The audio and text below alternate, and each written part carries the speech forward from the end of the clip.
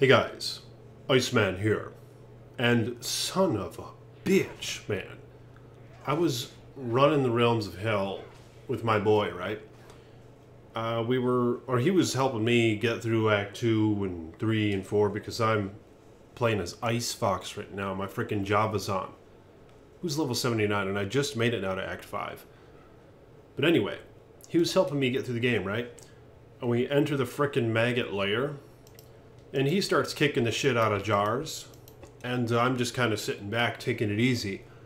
And I heard a little rune drop, and I was like, what the hell was that? I was like, what rune was that? Then he said, ZOD.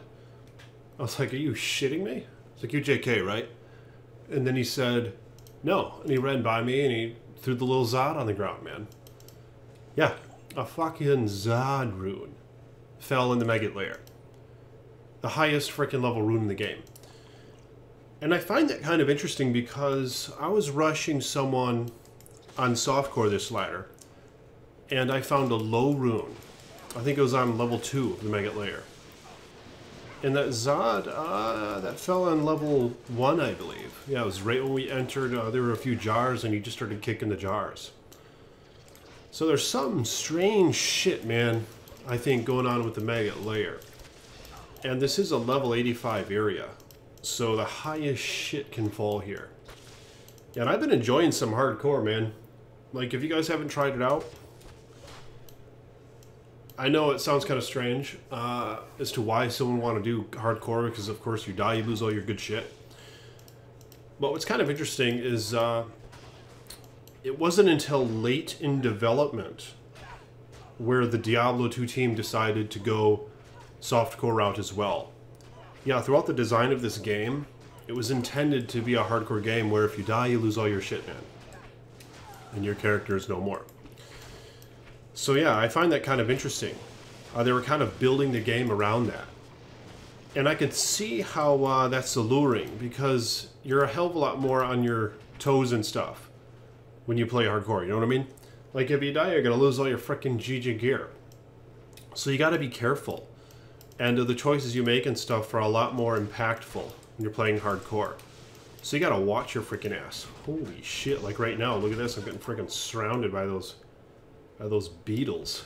Screw that, man. The Maggot Lair is such a bitch. But, yeah, I recommend you guys give hardcore a try.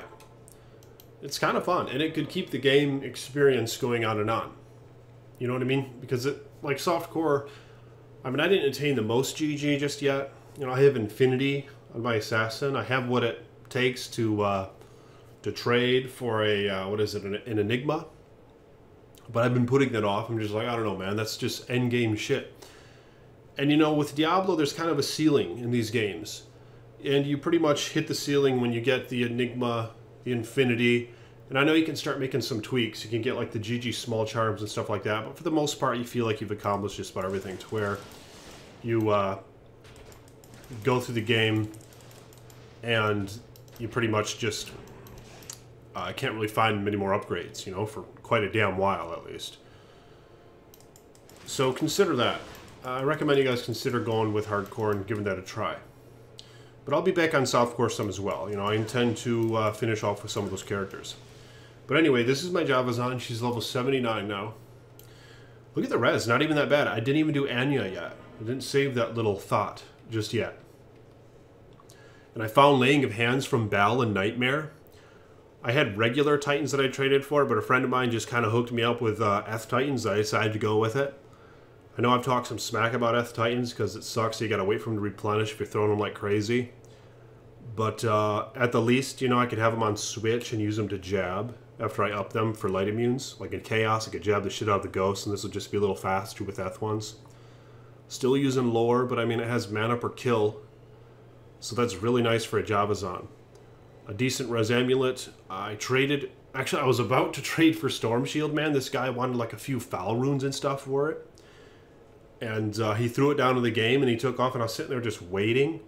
And he just never came back. I think he got timed out. You know what I mean?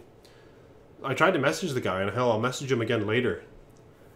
Because he was going to look for a few more items that I could give him some low runes for. But yeah, I got a Storm Shield, man, so I socketed it, put this Topaz in it. Don't know where I got these. Don't know where I got that. Thunder Gods. Traded, I think I traded something for that. Shit, I don't even remember, man. But this Tal Rasha's plate, I found a few nice max damage large charms. You know, it was like 6 max damage, 41 attack rating. Some guy was really wanting them, so he gave me a freaking Tal Rasha's armor for it. Which is actually kind of nice on the Javazan.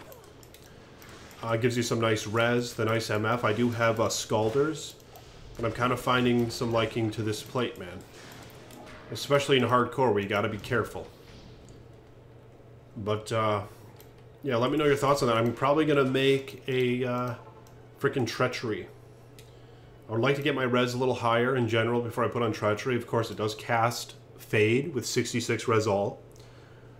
But the problem is, before that casts, you know, my res are going to frickin' suck.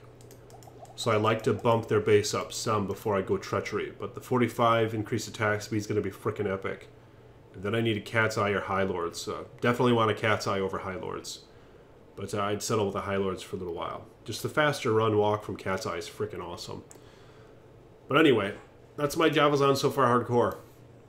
Let me know your thoughts on this shit, man. And do you think I should make a Treachery in this plate right here, this cool embossed plate?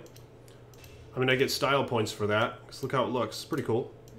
Looks pretty good on the Zon. But I might try to cube socket a Dusk Shroud. I have a white Dusk Shroud. In fact, I have 2. So I could hope for 30s with that and then make Treachery in that. Let me know in the comments. Should I make it in the embossed plate or the Dusk Shroud, the Treachery armor? Let me know in the comments below. And like this damn video. I appreciate my patrons. Thank you. And if you want to become a patron, and you are not yet, click the link in the description below. And you can become a frickin' patron for Iceman. Thanks for the views, guys. And like the damn video. Peace be with you.